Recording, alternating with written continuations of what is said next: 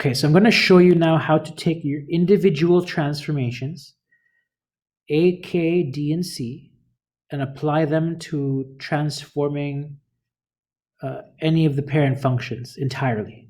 Okay, so the simple formula that I want you to learn, and this formula is called mapping notation. So MAPPING, mapping notation. It looks like this. From your parent function, you have a coordinate x and y. That's going to be mapped to your transformed function.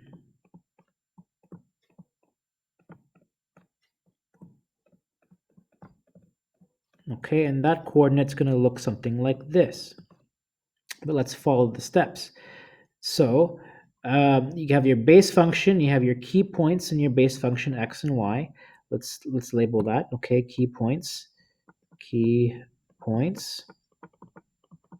Okay, and you're going to transform by taking your a value first and multiplying your y values. Okay, so your a value multiplied by your y values. Okay, and so that point becomes ay. Okay, the next transformation involves k, and that's going to affect your x values. So you multiply your x values by 1 over k. So x times 1 over k, which you can just write as x over k. Then you perform the transformations involving your left and right shifts from the d value. Okay, so you add your d value to the x value so that the point becomes x plus d. So x over k plus d. And then finally, the c values will affect your y value. So all you have to do is add your c value. So it's ay plus c. So if you follow this formula, you can transform any parent function key points into your transform function given your different transformations. Okay, so again, what are our parent functions? The key points for our parent functions. So we have, let's talk about x and y equals x squared. So we can use these key points, everything that's happening around the vertex. Okay, when you're transforming, we're going to try and use at least 3 points. If not, we try 4, aim for 4. Okay, we also have the square root function. So we can try using these functions, so these coordinates, so 0, 1, 4, and 9. And I picked these x values because they're easy to take the square root. Square root of 0 is 0, square root of 1 is 1, square root of 4 is 2, square root of 9 is 3. Key points for other functions, x and y equals 1 over x. So let's do -2, -1, 0, 1, and 2. And then we have 1 over -2, 1 over -1, 1 over 0 is undefined, 1 over 1, and that's equal to 1. And then positive 1 over 2. So we can use these for our key points. And we also have the absolute value of x.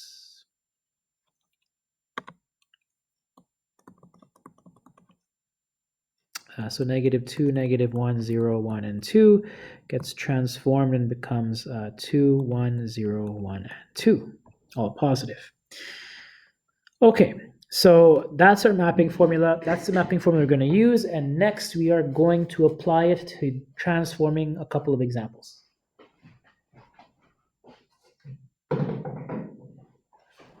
Okay, so example number 1, sketching graphs of transform functions.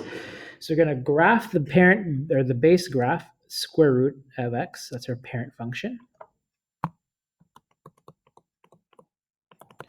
Okay, and we're going to transform them using the transformations contained in this equation. Okay, so let's first describe the transformations that are happening. So if I look at the a value, this is my a value, -2. That tells me I have the negative tells me I have a reflection over the x-axis. The x minus 3, that's my d value is contained in there. So x minus 3, you know that's a shift to the right. But the d value itself is 3. So I can say here d equals 3. Let me say a is -2.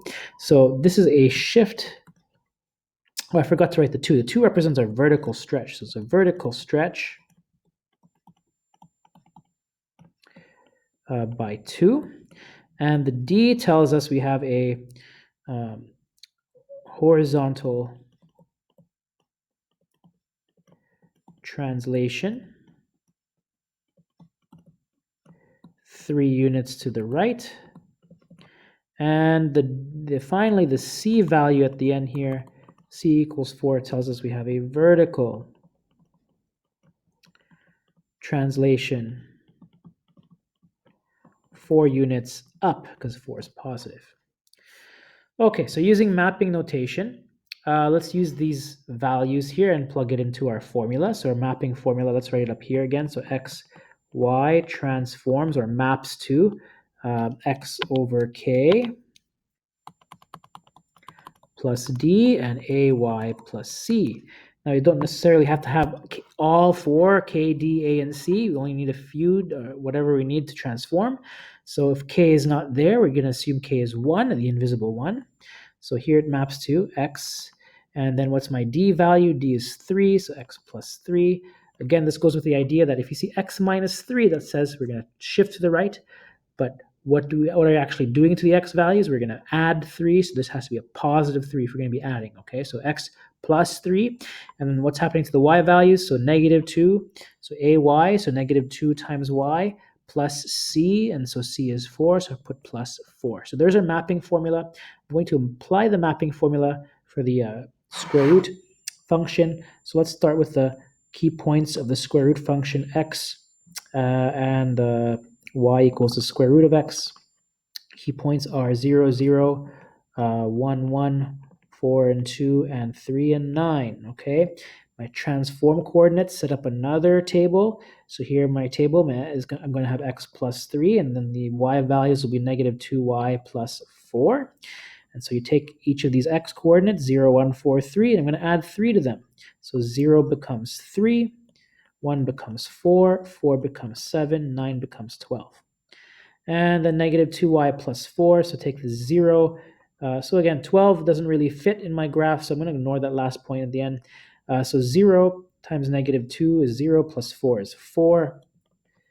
This y coordinate 1, 1 times -2 is -2 plus 4 is +2.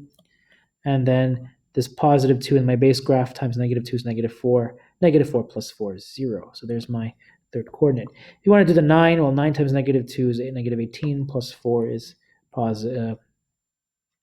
Well, I think I reversed this. This should be 9 and 3. And that would be, yeah, that's still 12. Okay. And then, so -2 times 3 is -6 plus 4 is -2. But I can't put 12 and -2 in my graph, so I'll just ignore it. But I can put the other points. So let's start with the base graph. The base graph is 0, 0, 1, 1, 4 and 2, 9 and 3. And there is our radical function, square root function. It's the sideways, half of the sideways parabola. So that's y equals square root of x. And if I plot the transform graph, so what do we expect? A reflection over the x-axis, a vertical stretch by 2, horizontal translation 3 right, 4 up. So our starting point is 3 and 4. So 3 and 4 right there. So again, starting point went over 3, up 4. Next point, 4 and 2 right there. Next point, 7 and 0 right there. And then I can start drawing my curve. Okay, so it looks like the black line got reflected because it's now opening down this way. So it's reflected against the x, got stretched a little bit, so all the y values are multiplied by 2. It got shifted right 3 and up 4. Okay, so that's my transform graph, just like that. Okay, what would this equation look like? G of x. So this is just function notation, but if you're actually using the square root function, I can write g of x like this. So g of x equals -2. Replace the function notation with the square root notation. X minus 3 would go on the inside of my square root, and then I have plus 4 on the outside. So that's my transformed equation.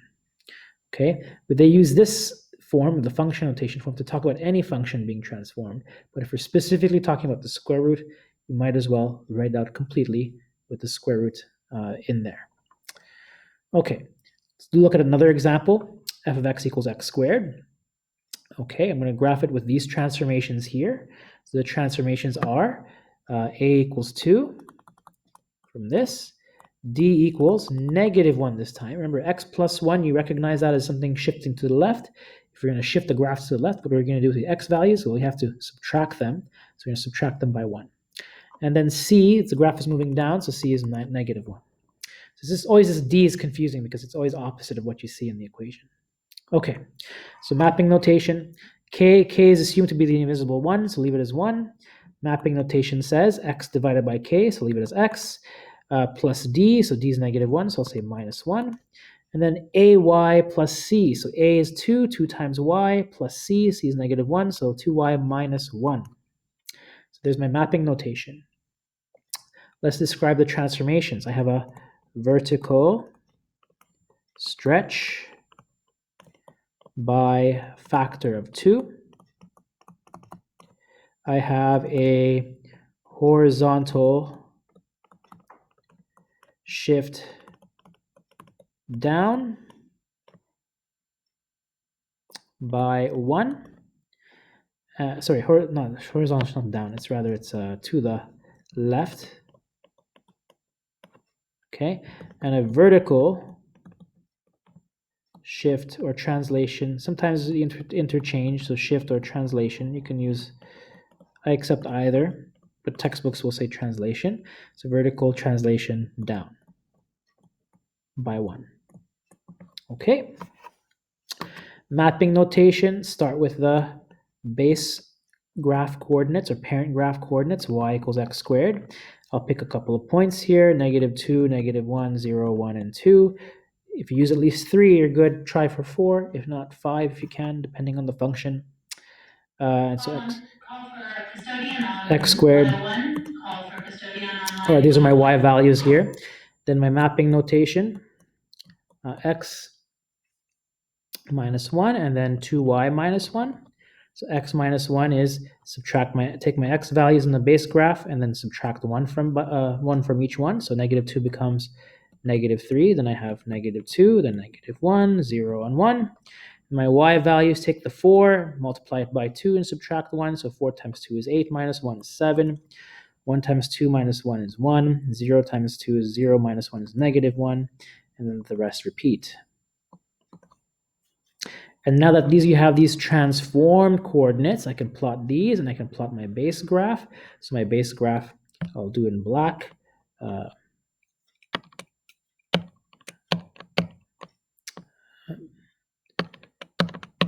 Oh, not responding.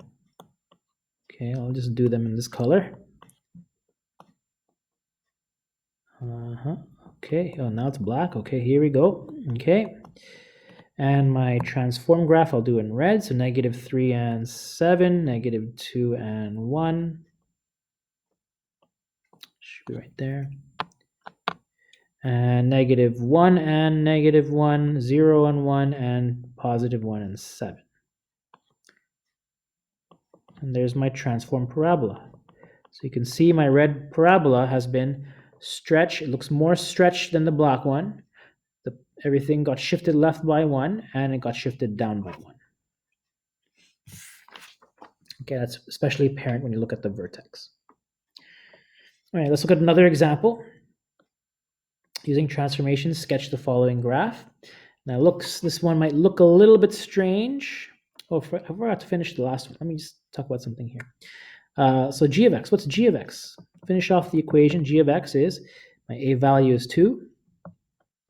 Inside my bracket, instead of function notation, I'll use the x squared function. So it's going to say x plus 1 squared. X plus 1 squared, and then I have a shift down by 1. So x plus 1 squared minus 1. Okay, and then that's it. Okay, let's look at the next one. Square root of 2x plus 4 plus 1. Now, what's odd about this one is if you look at the function transformation, the general formula for that, you'll notice k is factored out, and x minus d is in its own bracket. Here, there is nothing factored out from the bracket. So you have to rewrite 2x plus 4 in factored form to determine the correct horizontal translation. So if I factor out a 2, I should get what I need. 2 times bracket x plus 2, and then my plus 1 outside. So now I can see the correct horizontal translation value. It's not 4, it's actually 2, if I make sure this formula is written in this form. Okay?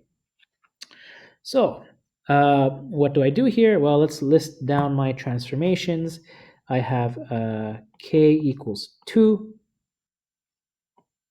I have d equals, if it's x plus 2, let's shift to the left, which means d has to be negative 2. And my c of positive 1. What's my a value? There's the invisible 1 there, so we can say a is equal to 1. Okay. Now, what's actually my description? Well, my transformations are as follows. If k is 2, remember it's 1 over k, so it's going to be a horizontal compression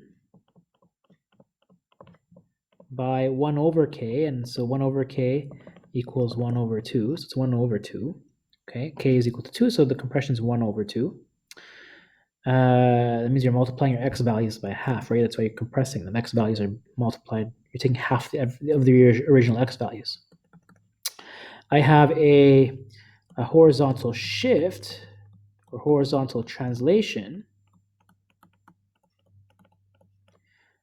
2 units to the left. And I have a vertical translation. 1 unit up. Okay, so let's use some mapping notation. X, Y. What's the parent graph? Square root of x. You should recognize it's a square root function. So 0, 1, 4, 9. How do I know it's a square root function? Because we're using a square root here. Okay, no quadratic, no reciprocal, no absolute value. So pick 0, 1, 4, 9. These are square roots we can find easily. So the square root of each one would be 0, 1, 2, and 3. And then my mapping notation. So what's my mapping notation going to be? Well, x over k. So x over 2 plus d, so minus 2. And then I have a is 1, so it's just going to be y, and then c plus c, so plus 1. Okay, so there's my mapping formula applied. Take your x values, transform them. 0 divided by 2 minus 2 is just minus 2. 1 divided by 2 minus 2 is just negative 1.5. 4 divided by 2 is 2. 2 minus 2 is 0. And then 9 divided by 2 is 4.5. Minus 2 is 2.5. And then y plus 1. So 0 was 1, and then 2, then 3, and then 4. Okay, so we plot our coordinates. Here's the base graph. 0, 0, 1, 1, 4, and 2, and 9, and 3. There's my base graph radical square root function.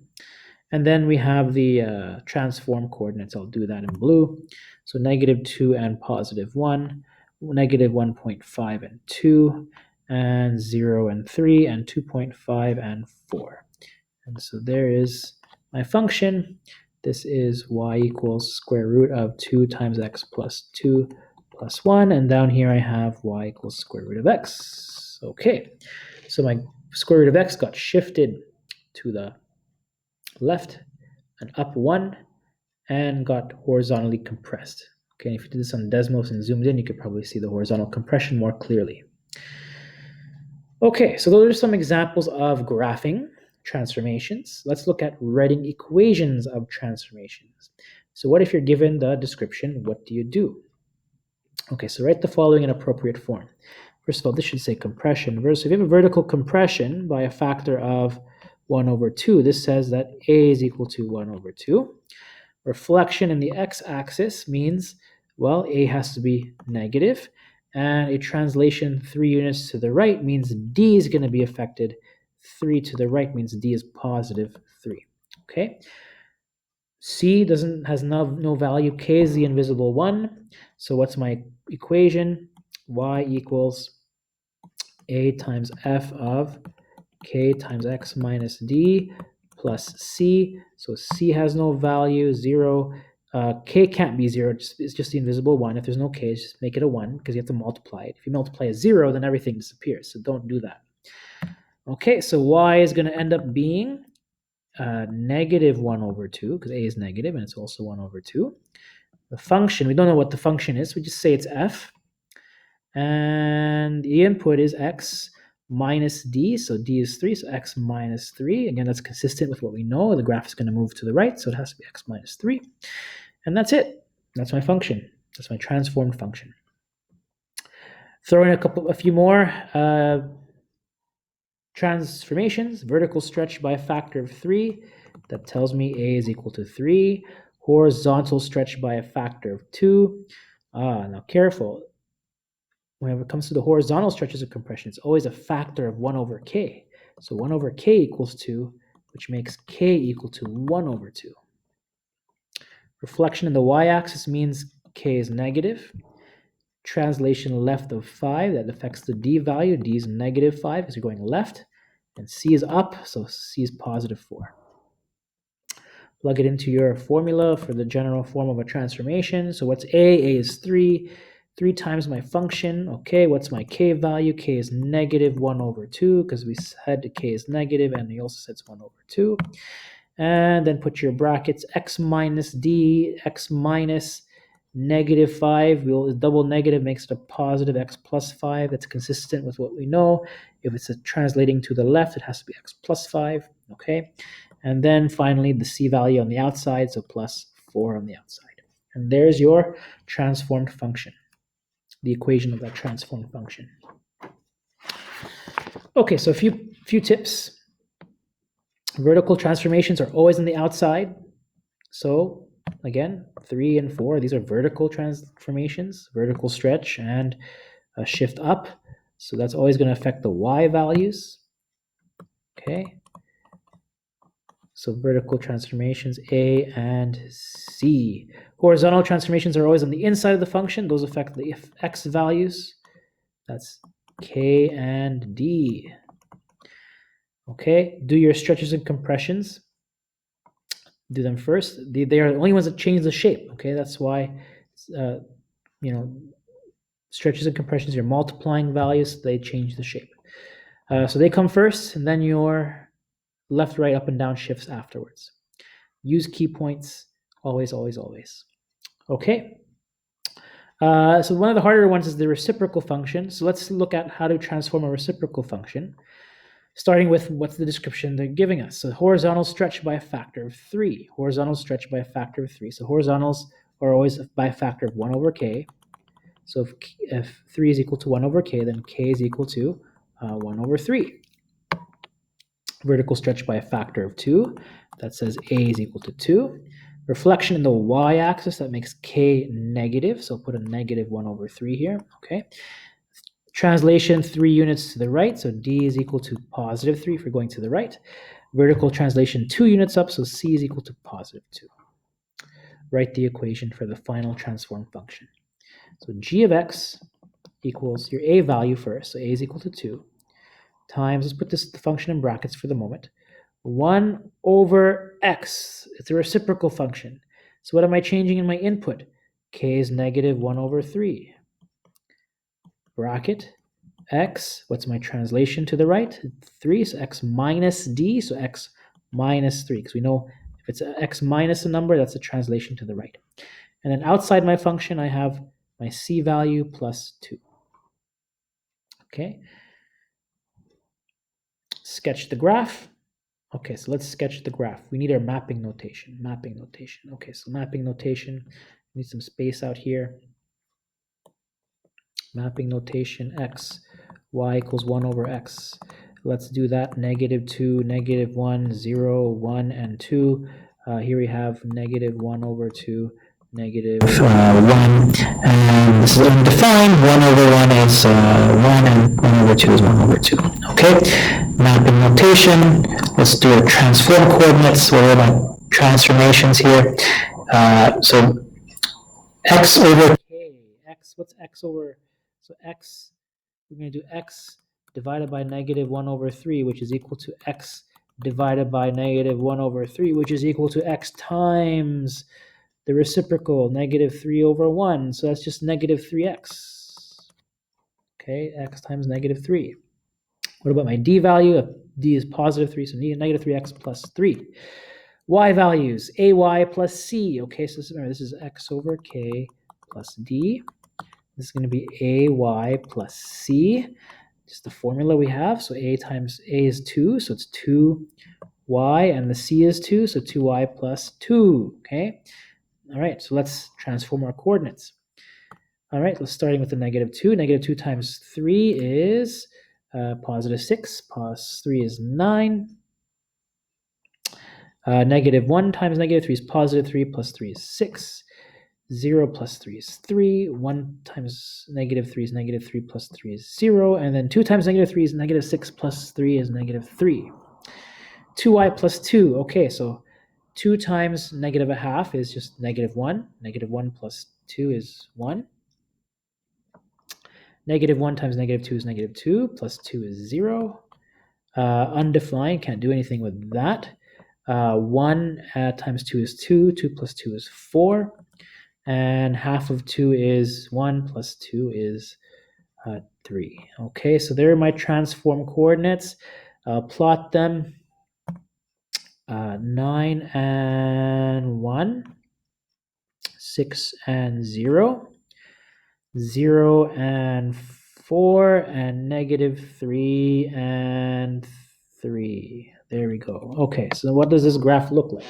Where are my asymptotes? I have to have a vertical and horizontal asymptotes, if you remember the reciprocal function. So here, let me teach you. Vertical asymptotes come from the idea of what x value gives you a denominator of 0. Remember, you can't divide by 0. So what x value gives me a denominator of 0? Well, if I put 3 in there, I'll get it 3 minus 3, which is 0, and that's going to be my denominator of 0. So if x is 3, I can't work out the function. It doesn't work. I can't evaluate it with x equals 3. So that's where my graph doesn't exist. I'm going to have a vertical asymptote there. Okay. Now I have to have a horizontal asymptote. Okay, and the horizontal asymptote is controlled by your c value 2. Now, how do I know that? How do I know what happens when the y value is 2? So what happens when g of x is 2? Well, if g of x is 2, the y value is 2, then that's saying that it's equal to the function. What's my function? 2 times 1 over negative 1 over 3 x minus 3 plus 2. Okay, solve for x. What are you going to get for x? Okay, well, if I subtract 2 from both sides, that 2 will go 2 minus 2 is 0. Okay, so 0 equals 2 times 1 over negative 1 over 3 x minus 3.